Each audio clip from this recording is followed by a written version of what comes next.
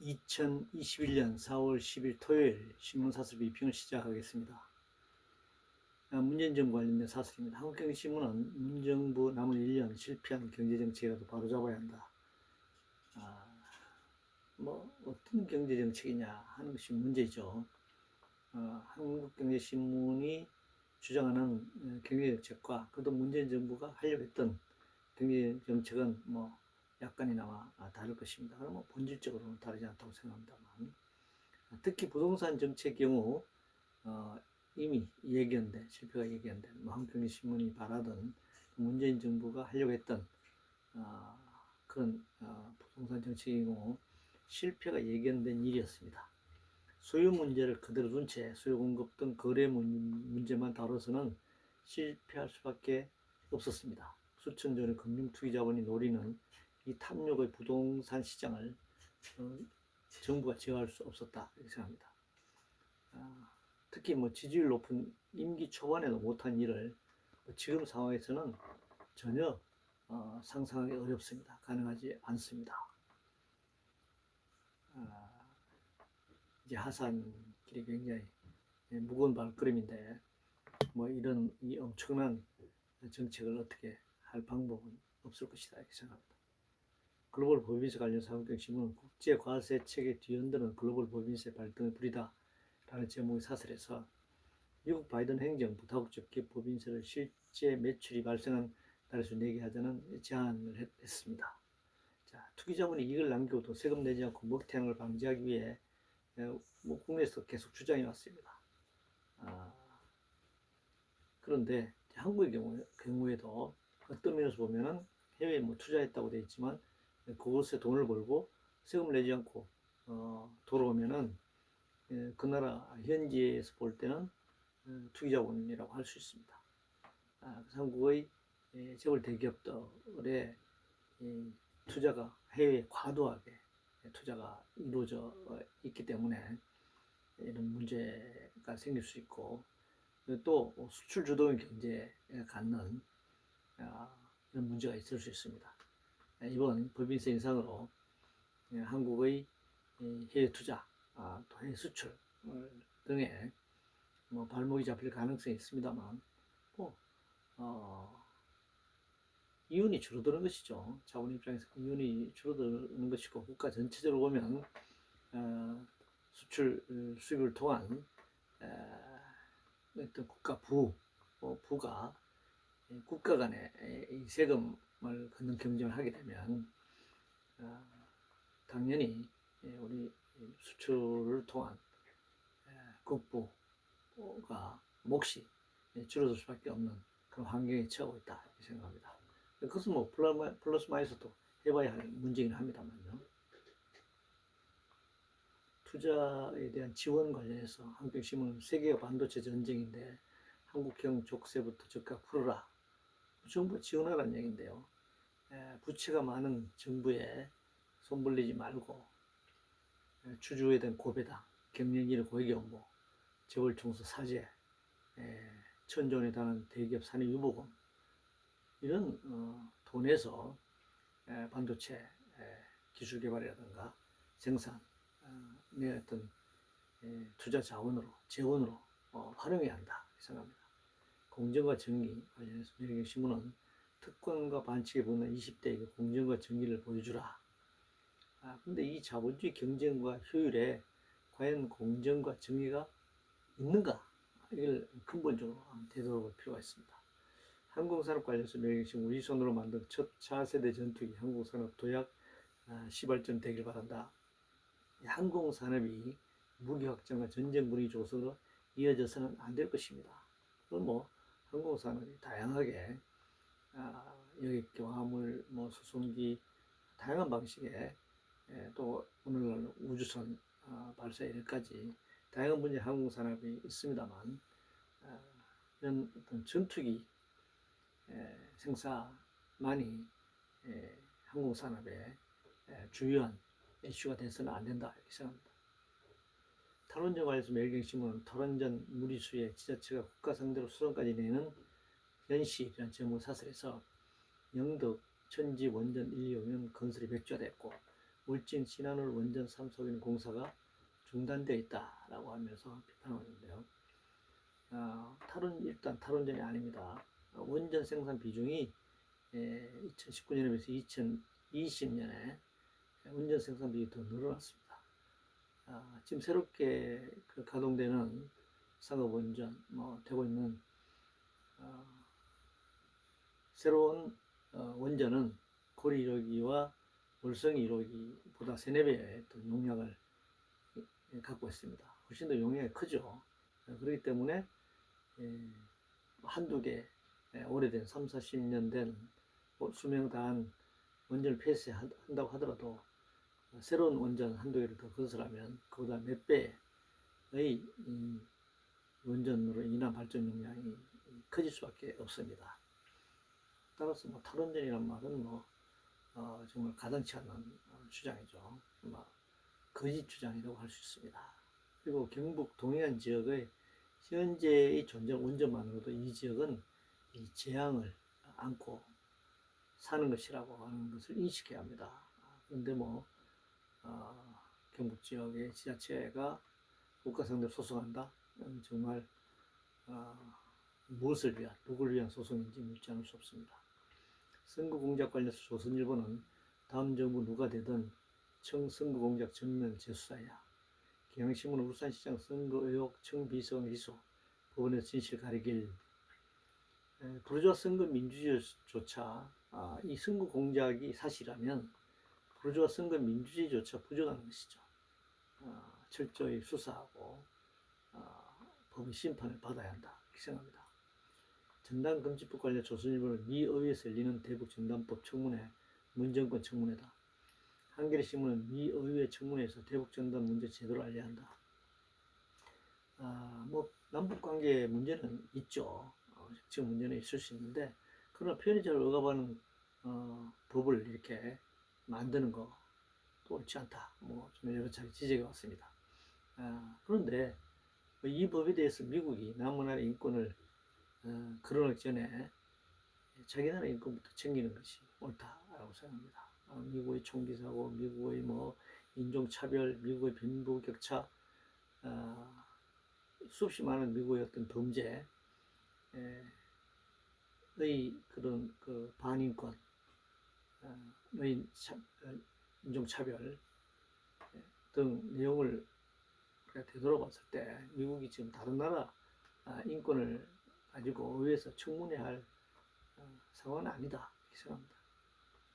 부동산 관련해서 조선일보는 야당 시장 첫날 부총리는 부동산 대모, 시의회는 시공무원 압박, 한겨레신문 재보선 끝나자마자 보유세 규제 흔드는 국민의힘, 역시 부동산 문제를 지금 얘기하고 있는데 현재의 부동산 정책으로 집권 세력이 누가 되든 비난과 비판의 대상이 될 수밖에 없습니다.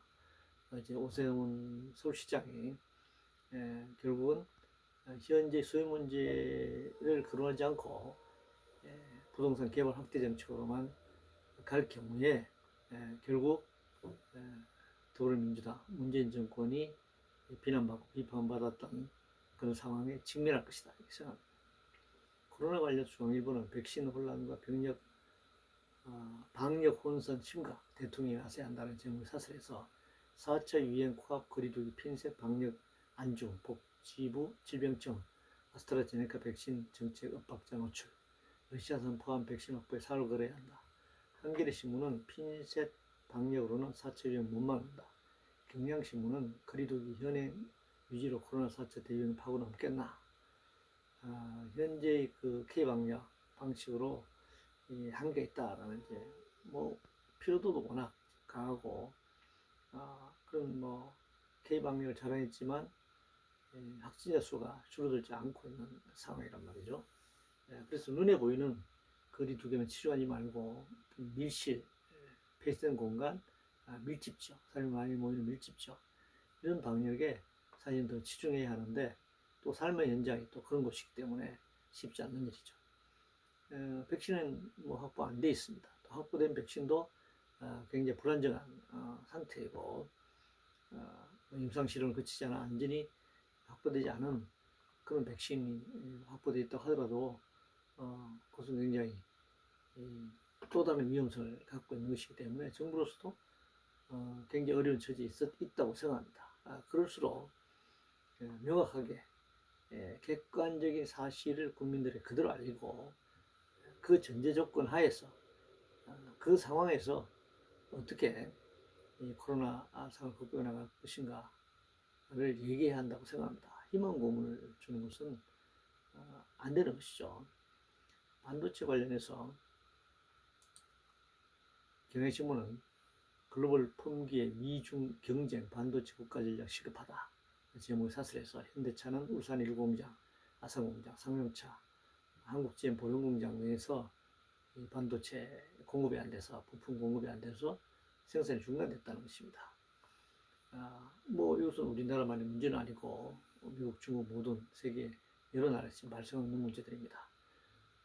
그러면 이 반도체 부품 공급의 문제인가 아니면 전 지구적 자동차 생산이 과잉이 문제인가 동시에 봐야 합니다. 저는 뭐 부품 그러니까 자동차 과잉 생산을 계속해 나가는 데 있어서 그게 필요한 반도체 부품을 계속적으로 공급해야 한다. 이렇게 가서는 안 되는 것 아닌가.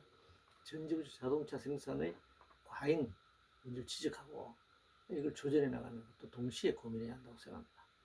권력 관리를 동아일보는 여당 소수 친문 지지층 휘둘려선 멀어진 민심 못 돌린다.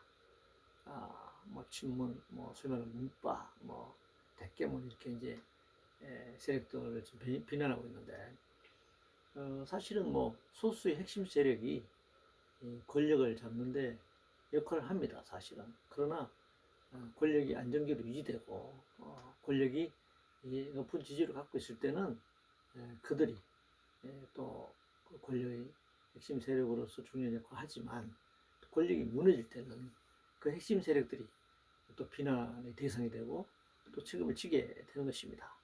뭐 그게 권력의 비정함이죠. 권력의 속성이 그런 것입니다.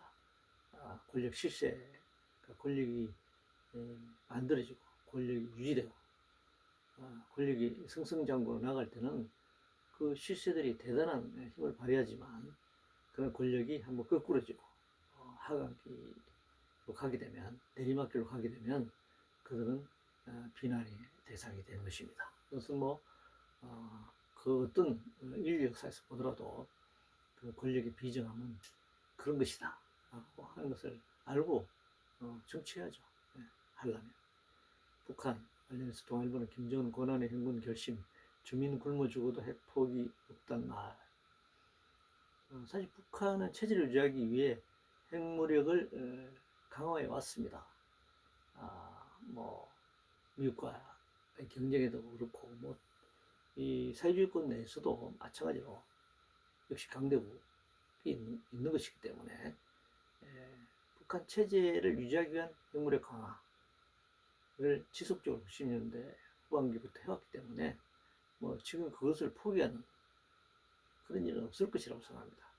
그렇기 때문에 북미 협상, 한반도 비핵화 이런 문제들이 굉장히 어려운 문제일 것입니다. 물론 뭐 북한만 핵을 가지고 있는 것이 아니기 때문에 지금 지구상에 존재하고 있는 핵 보유 국가들이 미국이 암묵적으로 인정하는 가운데 사실 한두 개 나라씩 늘어나고 있는 상황이란 말이죠. 그렇기 때문에 이 비대칭적 전략으로서의 핵무기 보유에 대한 욕망은 많은 나라들이 계속 그 욕망이 늘어나고 있는 상황이고 지금 제재를 하고는 있지만 그러니까 북한의 경우에 자기 체제를 유지하기 위해서 이 핵무력을 포기할 가능성은 없어 보인다 라고 생각합니다. 국민연금 관련해서 동아일보는 주식 투자자 눈치 보는 국민연금에 누구 맡길 수 있겠나라는 제목의 사설에서 국내 주식이 차지하는 비율의 상한선을 18.8%에서 19.8% 높였다 라고 하면서 안정성과 수익성을 최우선으로 해서 운영해야 한다 이렇게 설명했습니다. IMF 연회기 당시만 해도 공적 자금의 투자 비율은 한재수를 넘지 않았습니다.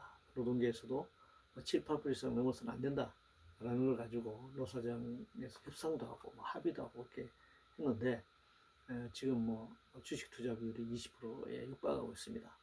국민연금은 전 국민의 노후 보장과 관련된 것이고 노후의 생계비와 관련된 것이기 때문에 안정성과 수익성 중에서 안정성을 더 우선시해야 한다. 근데 이 동아일보의 경우는 안정성, 수익성을 이렇게 병렬적으로 이렇게 이해하고 있는데 사실은 안정성이 더 중요하고 그럼 수익을 못 올리면 연금으로서 연금을 국민들 못 주지 않느냐, 고갈되지 않느냐라고 사실 협박을 이렇게 계속 해왔는데 국민연금은 일반 사보험이 아니고 사회보험, 국가의 사회복지 정책으로서의 사회보험이기 때문에 개인이 부담하는 그런 연금보험료만이 아니라 국가가 저소득층들, 가난하고 빈곤한 국민들을 위해서 국가의 재정, 세금을 통한 국가 재정을 국민연금에